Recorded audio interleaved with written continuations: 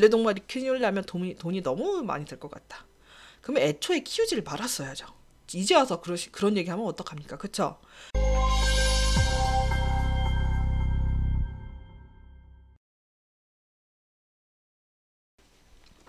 안녕하세요. 오늘도 찾아온 수의사 김경미입니다.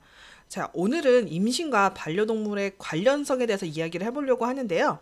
많은 반려동물 보호자분들께서 특히 신혼부부들, 임신 준비 중이신 분들은 반려동물이 임산부나 아기한테 나쁜 영향을 끼치지 않을까 걱정을 많이 하세요. 그래서 제가 그런 관련성에 대해서 이야기를 해보려고 합니다. 수의사인 저도 저희 부모님 세대들한테 그런 얘기 너무 많이 들었어요. 뭐 임신하는데 안 좋지 않냐, 임신이 잘 안 되지 않냐, 임산부한테 고양이한테 나쁜 영향이 있다던데, 아기한테 뭐 털 들어간다, 이런 얘기 너무 많이 들었어요. 그래서 그거에 대해서 말씀을 좀 드려보려고 해요. 오늘은 이제 크게 4가지에 대해서 알아볼 건데요. 많은 분들이 임신 중에 임산부한테 어떤 영향을 미칠까, 만약에 반려동물이 세균이나 기생충, 뭐 곰팡이 이런 게 있다면 산모나 아기한테 감염이 돼서 질병을 일으키지 않을까, 이거에 대해서 궁금증이 좀 많으실 거예요. 그래서 임신을 준비하는 분이시나 임신하신 분이라면 고양이한테 존재한다는 톡소플라즈라는 원충에 대해서 들어보셨을 거예요. 그 원충이 임신 중에 감염이 되면 이게 태아에게 가서 태아의 기형을 유발하는 걸로 알려져 있어서 이제 많은 고양이 보호자분들이나 아니면 이제 시부모님들이 막 엄청 반대를 하고 고양이를 내다 버리고, 정말 저는 진짜 실제 사례를 많이 봤습니다. 그래서 막 울면서 찾아오고 이런 경우가 많이 있거든요. 그런데 이미 톡소플라즈마에 이미 노출이 되어서 이전에, 임신 전에 항체가 생산된 여성은 임신 중에 다시 톡소플라즈마에 노출될 영향이 없습니다. 이미 항체가 형성이 됐기 때문에. 그런데 만약에 임신 전에 톡소플라즈마에 노출된 적이 전혀 없던 여성이 예를 들어서 길고양이를 구조를 해서 막 더러운 손이 아니죠. 그 더러운 고양이를 막 손으로 만지고 똥을 치워주고 그 손으로 씻지도 않고 뭐 음식 먹고 이런다고 한다면 저도 반대예요. 그렇게는 하지 마세요. 그러나 이전에 이미 키웠던 고양이면 상관이 없단 말이죠. 그리고 만약에 고양이가 톡소플라즈마에 감염이 됐어도 분변으로 그거를 배출하는 기간은 2주 정도밖에 안 돼요. 그 후로는 더 이상 배출이 안 됩니다. 분변으로도. 그리고 만약에 화장실 청소를 하는 고양이 화장실 청소에 대해서 말씀을 드리면, 만약에 불안하시면 저도 그냥 그 비닐 장갑 있죠? 그 주방용 비닐 장갑 끼고 고양이 화장실 청소했고요. 그다음에 손 깨끗하게 씻었고요. 그리고 웬만하면 남편 많이 시켰고요. 임신 중에 허리가 아파서 남편 좀 많이 시켰고, 임신 중에는 좀 남편분이 해주시는 것도 좋은 방법일 것 같아요. 그리고 톡소플라즈마 감염은 생각보다 고양이에 대해서로부터 감염되는 것보다는요, 생선이나 생선회, 그다음에 스테이크 같은 거, 그런 거 날로 그러니까 다 익히지 않아서 미디움이나 레어로 먹어서 걸리는 경우가 훨씬 더 많다고 생각하시면 돼요. 사실은 음식을 더 조심해야 되셔야 되는 거지, 그 고양이에 대해서 너무 걱정 안 하셔도 돼요. 깨끗하게 관리만 해주시면 됩니다. 그래서 제가 아까 말씀드린 것처럼 한 번도 고양이에 대한 접촉이 없었던 여성분이 임신 중인데 때마침 길고양이를 데려다가 지저분하게 키운다고 하면 저도 반대예요.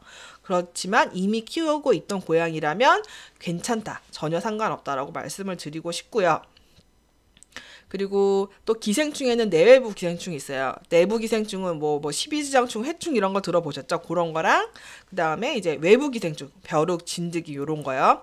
그런 거는요, 그 병원에 가서 매달 구충 잘 하시면 전혀 아주 쉽게 해결이 되는 문제이기 때문에 그거는 걱정 안 하셔도 돼요. 그거는 기생충이 있으면 당연히 아기야 이렇게 안 좋을 수 있겠죠? 그런데 그건 걱정하지 말고 임신 전부터 주기적으로 동물병원 잘 이제 다니시면 돼요. 그리고 만약에 반려동물한테 피부병이 있으면요, 그것 때문에 뭐 아기나 임산부한테 나쁜 영향이 있을까? 뭐 옮을 수 있죠. 근데요, 만약에 남편분이 무좀에 걸리셨어요. 그럼 갖다 버릴 건가요? 임신 중에 남편이 무좀 걸렸어요. 그러면은 나한테 옮을 수 있으니까 남편 이제 갖다 버리실 건가요? 그거 아니죠. 어떻게 할 거냐면 그냥 치료 받으면 됩니다. 곰팡이든 뭐든 다 치료 가능해요. 그러니까 그런 거는 병원 다니시면 되는 거라고 생각하시면 되지, 절대 접근금지 절대 이렇게 생각하시지 마시고 편안하게 생각하시면 될 거예요. 또 두 번째, 반려동물의 털이 산모나 아이의 호흡기로 들어가지 않을까. 저 그런 얘기도 많이 들어봤어요. 노주현 아들이 개를 키웠는데 죽었다, 개 때문에. 그다음에 부검을 해보니 여기 목에 털 뭉치가 이렇게 있었다. 근데 그때 노주현 님이 그 무릎팍도사 나와서 말씀하셨죠. 전혀 사실무근이고 아들은 잘 살아 있으며 뭐 개를 키운 적이 있대나 없대나 뭐 그렇다고 합니다. 그런 이야기가 왜 돌았는지 자기도 알 수가 없다고 하셨어요. 그리고 그 동물들의 털이 다 복실복실하잖아요. 사람 빼고는 동물들 다 털이 있잖아요. 뭐 양이든 개든 고양이든 뭐 사자, 수사자는 이렇게 털 갈퀴가 막 이렇게 있죠. 걔네들 부검해서 폐 열면요, 털 한 가닥도 안 나옵니다. 왜냐하면 폐는 이제 기관지, 세기관지 막 이렇게 나무처럼, 나뭇가지처럼 이렇게 얇게 점점 얇고 작은 가지로 이제 분포가 되는데요. 거기는 너무 작아서 그 털처럼 큰 건 들어갈 수가 없어요. 그 전에 다 인체의 신비로 인해서 다 걸러지게 돼요. 그래서 폐로 들어갈 수 있는 건요, 우리가 제일 무서워하는 거, 코로나 바이러스, 세균, 그다음에 미세먼지 이런 게 들어갈 수 있는 거지, 이따만한 털이 들어갈 수 있는 건 아니니까 걱정 안 하셔도 돼요. 진짜 무서운 거는 미세먼지랑 코로나 바이러스입니다. 그리고 셋째, 반려동물이 아기를 물거나 핥히면 어떡하지? 자, 이거는 뭐 제 영역은 아닌데요. 근데 혹시 키우시는 개가 로트와일러, 혹시 도사견 뭐 이런 것인가요? 설마 5kg짜리 푸들 말티즈 키우면서 이런 걱정하시는 거 아니시죠? 저희 집 푸들도 제가 주사 놓거나 손톱 막 깎아보려고 하면 저 싫다고 막 물어요. 뭐 진짜로 꽉 무는 건 아닌데 하여튼 문단 말이에요. 그런다고 뭐 키울 수 없냐, 그거 아니에요. 중요한 거는 서열과 훈련이고요. 이거는 뭐 요즘에 개통령님 TV 보시고 그런 거 보시면서 공부하셔가지고 아이들 적절하게 훈련시키고 뭐 기다리는 연습 시키고 서열 정리해주고, 그리고 아기한테 질투를 느끼고 이런 거를 할 수 있기 때문에 그런 것도 미리 아기 낳기 전에 미리 준비해 주시고, 이런 거는 이제 뭐 훈련사분들의 저보다 더 좋게 잘 말씀해 주시니까 제가 이 부분까지 넘어갈게요. 근데 가르치고 교육시키고 서열을 가르치시고 사랑을 주시면 반려동물은 아기와 잘 크게 클 수가 있습니다. 그리고 뭐 한 가지 말씀드리고 싶은 거는, 뭐 대형견이라고 하면요, 아이가 어릴 때는 반려동물을 큰 대형, 뭐 작건 크건 간에 단둘이 아이와 단둘이 놔두는 건 서로 좋지 않아요. 저희 지금 3살짜리 아들도 고양이를 있으면 그렇게 괴롭혀요. 고양이가 먼저 가서 아이를 괴롭히는 게 아니고요. 고양이는 가만히 잠만 자고 있는데 애가 가서 막 괴롭힌단 말이에요. 그러다 보니 잘못해서 싫다고 피하다가 핥힐 수도 있고 물 수도 있어요. 그러니까 저는 손톱 관리 잘 해주고, 아이와 동물이 단둘이 있는 상황은 저도 만들지 않습니다. 그 어른들이 항상 어리니까 당연히 어른들이 옆에 있어야 되는 거고요. 그리고 웬만하면 동물이 크던 작던 간에, 특히 크면 더 위험할 수 있겠죠. 동물과 아이가 단둘이 있는 상황은 웬만하면 피해 주시는 게 좋다. 그리고 네 번째, 아이 하나 키우기도 힘든데 돈도 많이 들고 반려동물이 키우려면 돈이 너무 많이 들 것 같다. 그러면 애초에 키우지를 말았어야죠. 이제 와서 그런 얘기하면 어떡합니까? 그쵸? 지금 나는 강아지를 25에 샀어요. 근데 제가 지금 35인데 애가 둘이에요. 얘한테 돈 쓸 그게 없어요. 그런 생각을 하시면 안 되는 거예요. 지금 20살 아니야, 18살이라고 하더라도 지금 만약에 고양이나 개를 샀어요. 수명이 최소 15년에서 20년이에요. 그럼 무슨 얘기예요? 그 반려동물이 30살, 35살, 심하면 38, 40까지도 할 수 있다는 얘기예요. 그 사이에 결혼도 하고 애기도 낳고 직장도 하고 뭐 이민 갈 수도 있고 모든 상황이죠. 그 상황에서 모두 다 그 아이를 책임질 수 있어야 되는 거예요.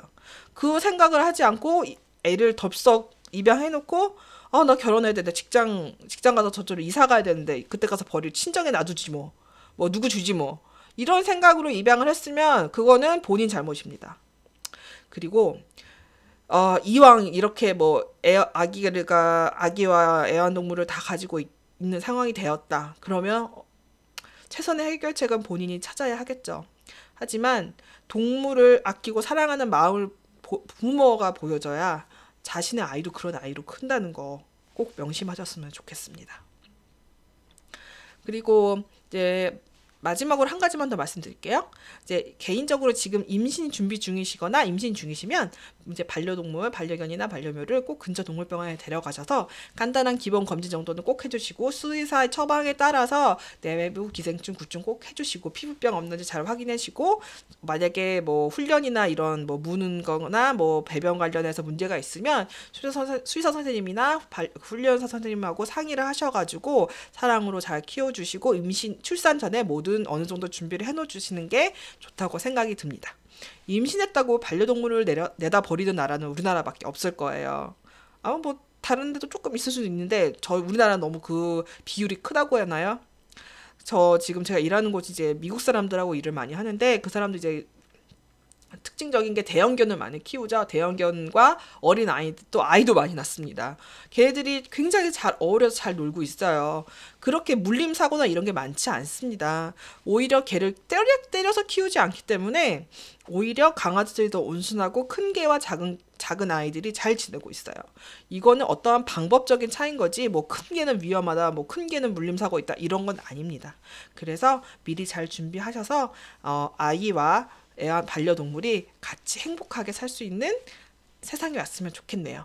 네, 이야기 들어주셔서 감사하고요. 오늘도 좋아요, 구독 꼭 눌러주세요. 감사합니다.